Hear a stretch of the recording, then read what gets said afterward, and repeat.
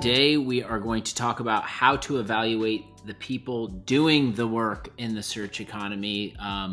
We have been talking a lot about this internally, support. How do you decide who you work with? And figured, you know what, this would be a good topic to bring up in a podcast setting. David, I feel like we did one of these recently, but then also we're off of the score series, so it feels like we haven't done one of these in a while. How are you doing, man? I'm doing good. I'm excited. Yeah, I think it's probably because we did I don't know the cadence of the release, but we recorded with Luke Schmidt last week, and that was the only one. So it's like the longest we've gone without a podcast. That's right. Okay. Get jogging my memory. It's like, we're running 100 miles an hour here at Numa, and I can't remember what I ate for breakfast in a lot of instances. So remembering the previous podcast schedule is a whole nother hurdle that you're helping me overcome here. That's this is what Lance gets for saying I have the limitless pill that Bradley Cooper took. It's the good memory, but no, I'm excited. That podcast was good too. I'm excited for that to go live and excited to chat on what we're chatting on today. So let's maybe, since it's been a while, the score series, I learned a lot in just like formatting those episodes, getting into the weeds, talking with you, distributing those out. Like, based on that series, have you thought about score any differently? I mean, you just kind of ran a few different marathons going through all of those letters and taking all of your historical knowledge and just like sharing it with the audience. But have you thought about it any differently than you were before we hopped in and did those? Wouldn't say I think about it differently, but I do think the one thing that really feel like it comes more clear now than it was before. Every episode we started with a little snippet of, okay, let's catch everybody up on what we covered last episode. And I feel like that catch up was always a good intro to what we were covering to like that day. And I'm realizing talking through it in those back-to-back weeks of recording each of those episodes, it is really interconnected. It's really tough to only do one of those letters of score in a silo and not consider the other four. But I also think we talked about as well, consider one of the letters and doing one of the letters is different. I might consider R recode. Doesn't mean I might need to do anything though. Like, right, it's a good thing to consider, it's a good thing to look at, but also realizing that sometimes, you don't need all 5 letters of score at a max amount. You might have a few letters that are more important than the others. So I think it was cool to walk through that and actually have some live time examples, talk about it with the team as we were going through it as well. But biggest realization is you can't talk about S without C, C without O without R, and so on. So definitely more linked together than I ever realized, and I definitely knew they were linked together before, which is a good thing. So maybe we elevate recode for a second here, because I always thought, like, I think I titled the episode like the least sexy, yeah, it's part the of one I score. probably had the most fun with too.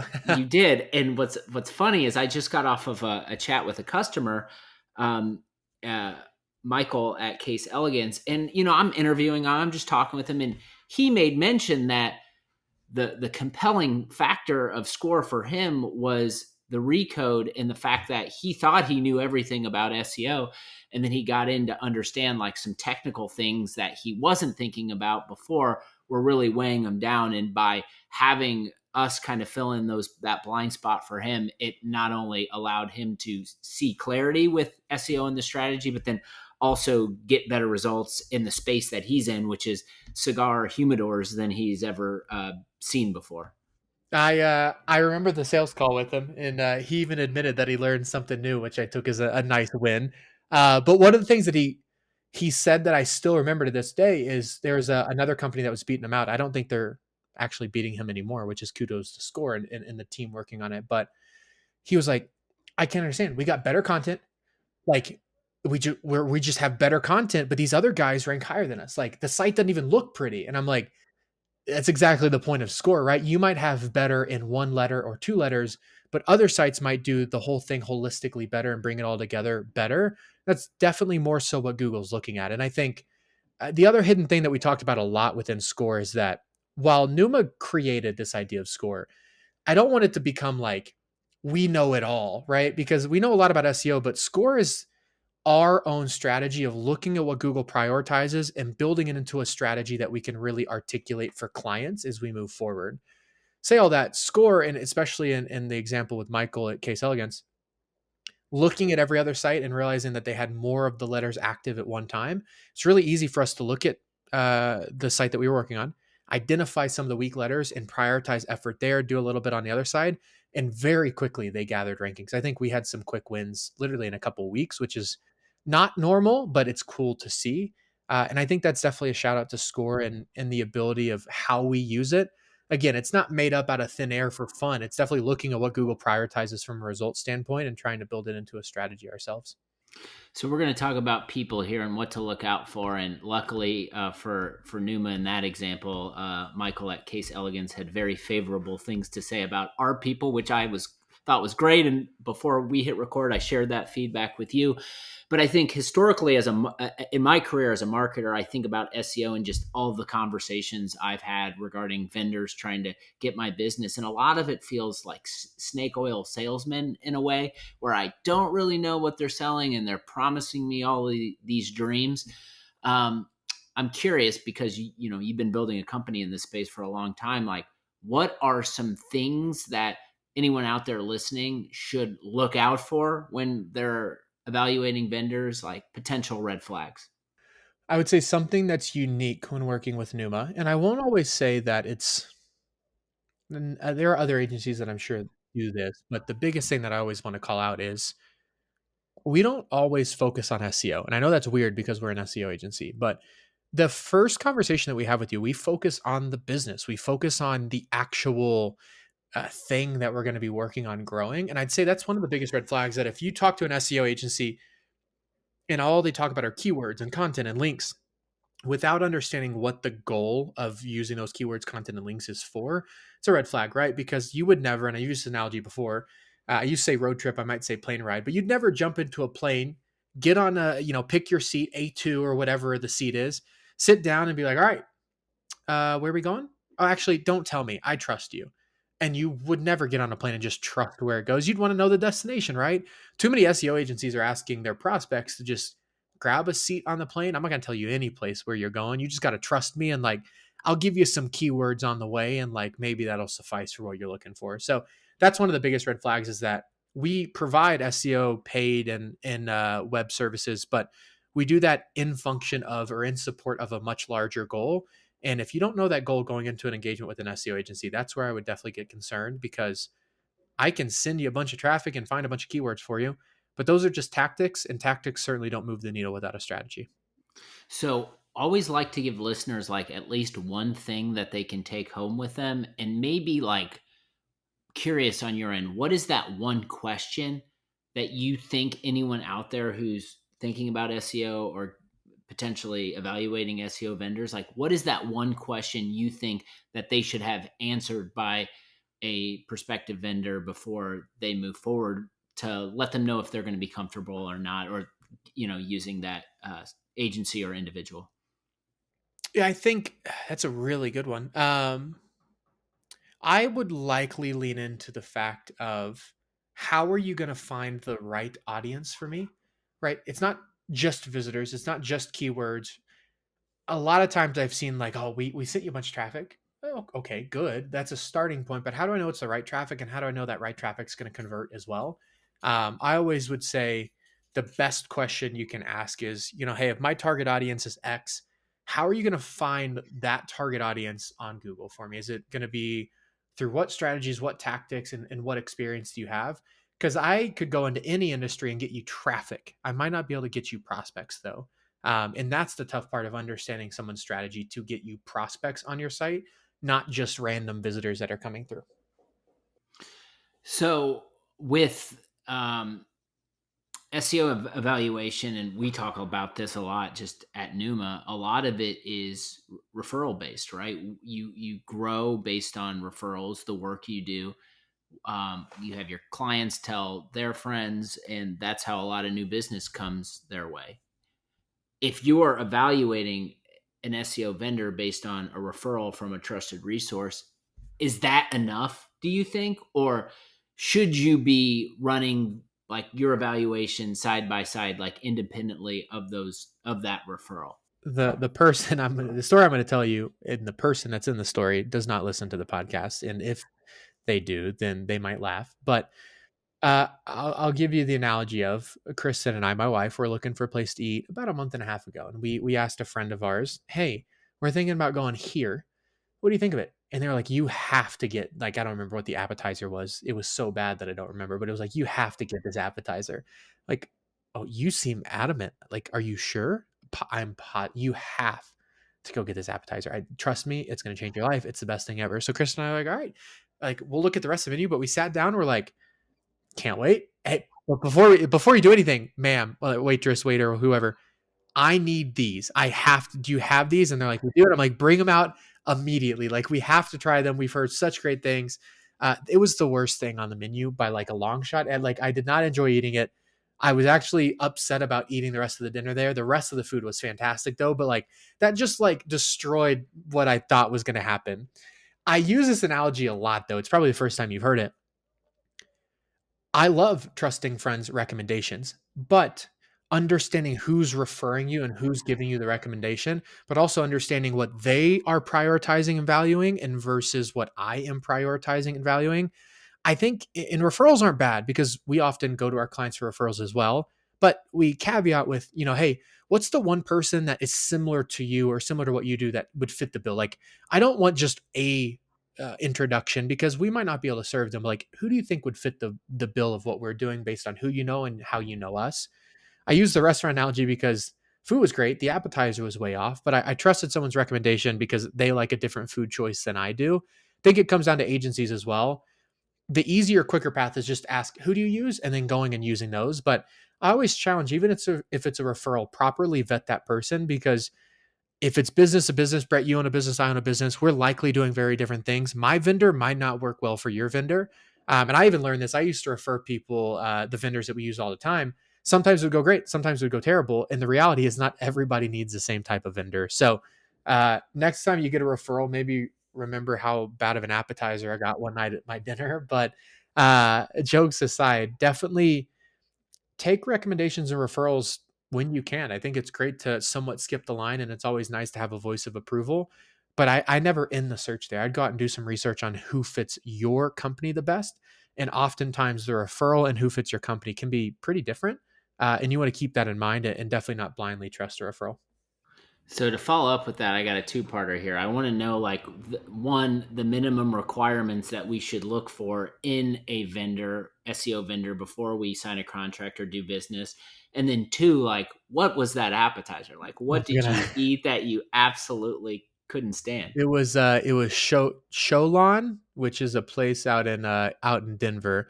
Next time you're here, I'll take you. I'll make you sure you try the appetizer. I forget what it was, but it was a certain type of like dumpling, I think. Yeah. Might not. The other dumpling that they had was very good though. And I have been back. I just don't order that appetizer. Minimum requirements for hiring an agency. I used to have opinions on like they got to have a case study, they got to have this, they got to have X and Y and Z and like all these requirements. The funny thing is though, and I'll even flip it on its head. We once had none of those things and still landed a first client and still did really good work. I think the reality of the biggest thing that you can focus on is how well does that vendor understand your goal and mission? Can they repeat it back to you? And then can they give you ideas about how to expand that vision much farther than what you're currently doing? More than the tactics, right? You never walk into a steak restaurant and question if they have good steak or not. They are a steak restaurant. They probably have good steak. You're more curious about the vibe and like the service that you're going to get, right? Same thing here. I don't tell people a lot of times to focus on the SEO work that they do because 9 times out of 10, the SEO work is probably pretty good. I tell them worry more about how they're going to work with you, how much they understand your goal, mission, vision, and value, and their strategy for making sure that they can bring that to market for you.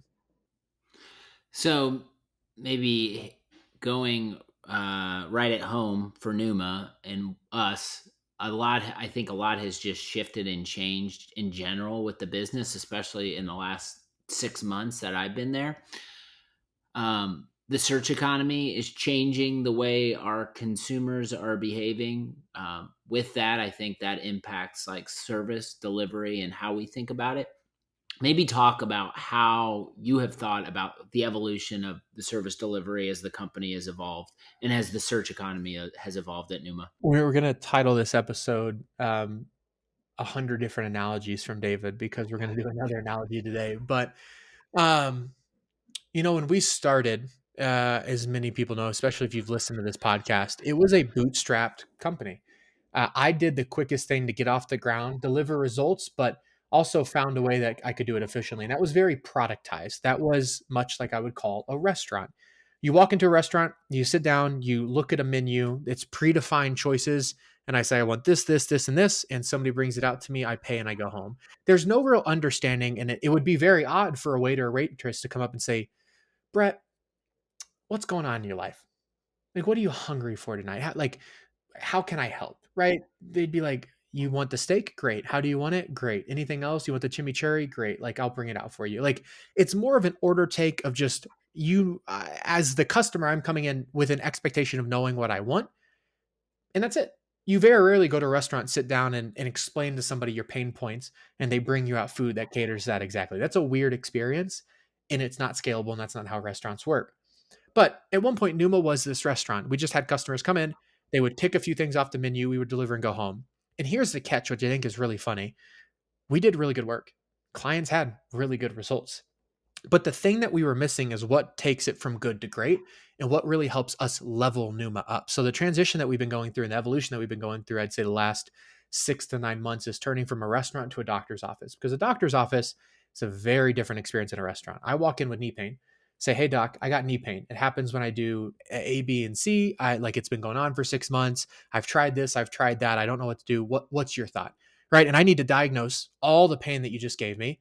And then I need to determine some type of treatment plan to solve your pain. And then when you come back, I'm going to say, okay, what else do you got going on? Let me try and fix that as well. Right. It's a little bit of a closer, more thoughtful relationship that doesn't deliver just good results. It can deliver really great results because you're closer to the customer. You understand what they value. And you'd never go to a doctor if you walked in and said, I had knee pain. And the doctor's like, well, great. I got this great ankle solution. Like, that's not my issue. I need to fix my knee. And it's great. Do you want this ankle brace? Again, you're like, my knee hurts, not my ankle, right? And I think that's the biggest change. And it's been really fun to watch Numa go through that evolution, because I think fun and challenging at the same time, because the work that we did in the past was good. There's behind me, if you're watching the video, the Inc. 5000, the 500, the regional worlds, all the fun stuff is behind us from a look how impressive Numa's been, successful Numa's been, whatever word you want to put there. And that was all on an older model. But as we shift and we move to more of this doctor, I'm really excited to say that, like, we built a great foundation. This is just going to help us scale even further. And the reality is a doctor's office isn't all that different than a restaurant. They overlap quite a bit. There's some things that we can pull from an old Numa that we can pull into the new Numa. But the biggest difference is, in the past, we had customer experience and customer success, but we weren't very proactive about making it better or making it special. I'd say now we're very focused on making it special and doing things the Numa way with customers. I think about the staffing of a steakhouse as opposed to the staffing at a doctor's office, and the profiles of individuals is quite different. I think there has been just a lot of change, new additions, new teams have formed in the time I have been here at Numa. Maybe with the kind of shift into maybe more doctor's office mode, talk about some of the new additions, people, like why they're here, and ultimately how they're going to help our clients. Yeah, I would say the biggest difference is looking at where Numa needs to go, not where Numa needs to be. So in many ways, we're building for the company that will be tomorrow and next year than we are just building for the needs that we have today. And you've heard me talk about this on our leadership team meetings, Mondays. I don't want to solve the problem today and next week and next month. I want to figure out what the problem or pothole that we're going to hit in 30, 60, 90, and 180 days is. And let's solve it now and be prepped for that pothole so that we can even hit it softer, or maybe move out of the way of it and not hit it at all, right? We're starting to have the right people in place that can take care of the day to day, can think into the 30, 60, 90-day window. And it gives our leadership team a possibility to think even farther out and solve the future problems that are going to be coming down the pipeline. So I'd say the team has evolved certainly from that regard, but I'd say in the past as well, and this is on me, it's bringing the team together and finding a really good way to do that. Being remote's tough. And I think now with the introduction of 2 offices, and even for the full team, whether you're hybrid or remote, having opportunity to bring everybody else together in different forms and environments, I'm really excited about as well. I think that'll continue to bring the team together, but also make that quote unquote bus feel more real and make it really clear about where we're headed in the future as well. as the team continues to grow and the service delivery model continues to evolve, how do you think about areas of improvement across the board in light of things that we can be doing to continue to up level our relationship with our customers? I have a little sticky note here, and I always pull it off, and it's probably not going to stick back on. It's the customer's point of view. You've seen me reference this before. I We have a lot of smart people on our team. A lot of smart people on our team, which I'm proud to say is a part of Numa, right? We have people that know their job really, really well. But the fear that I've always had, the thing that I try and lead against is that smart people are not always inherently correct. They're smart, but they're not always right. That's a very big difference. And at Numa, who is correct? And 9 times out of 10, I go back to the customer, right? Uh, I guess perception is reality for a lot of customers. If something seems unvaluable or messy or not worth it or annoying or difficult, maybe it is all of those things to the customer. We might not agree. We might be really smart and say, well, it's not how it's supposed to be. But to a customer, they're giving us the exact feedback. And I'd say, as we continue to hone in the service delivery model and hone in how we serve customers, it's not going to be me and Lance and the team trying to devise new strategies behind closed doors and hope people like it. It's going to be going back to our team members and our clients and saying, what feels wrong? What feels right? What's going really well? What's not going well? Getting the true feedback and making decisions off of our client base. Because at the end of the day, we're serving them. And again, not every client's going to have exact feedback, and not every client's going to have feedback that we can act on. We can't solve the world's problems. We can solve a select few, but understanding their feedback and the things that they see from their point of view will help us be a better agency and certainly serve them better as well. Well, let's close it out by talking about just expectations. And we've talked about expectations from people in the evaluation process, expectations Numa has with our clients, CEO expectations. Once someone signs a contract with us, what are your expectations for Numa the brand with that new client, and then also your expectations with the team working with that new client? The start of a project is one of the most sensitive parts of the project, and I always like to say we're going to do everything that works and nothing that doesn't. I want to focus on the things right out of the gate that are going to move the needle for you. And I'm not going to use the word quickly because sometimes it's not quickly, but I don't want to do the things that are unnecessary at the beginning just to give you some fancy deliverables and say, here you go. We did some work. Are you so happy that we did this work? I want to do the things that carry over from the sales conversation. Like, hey, client, you said this was important to you. We've already got it done within 3 days because it matters to you and we can work it into our strategy and make sure it's successful for us as well. But the biggest thing I'd say is I don't want clients to see, hey, this sounds crazy, any of the hard internal work that we do. I want them to see the results and the value. I don't want them to necessarily see us, not stressing, but doing work for them constantly. I just want to see, have them have us or have them be delivered just a nice, clean result, the report, whatever it may be, whatever the deliverable may be, and showcase our good work for them as well. So the biggest thing I'd always say though is that it's going to be a carryover from the sales conversation. You're not going to restart an onboarding with the CS team that has no information from sales. It's going to be a carryover. It's going to be a handoff, and we're going to continue the work that sales talked about. Where sales can set the strategy and start to set the goals, our CS team is going to expound on that and really bring things full circle. This was an episode on evaluation, expectation, and analogies. David, I can't wait to pump more analogies into the next several episodes. You've got a lot of them going on in your head all the time, and my job is just to pull them from you and hopefully paint the picture for our audience so they can better understand what the heck we're talking about over here. I love it. This is a good one, full of analogies, and stay away from whatever dumpling I had. I wish I knew.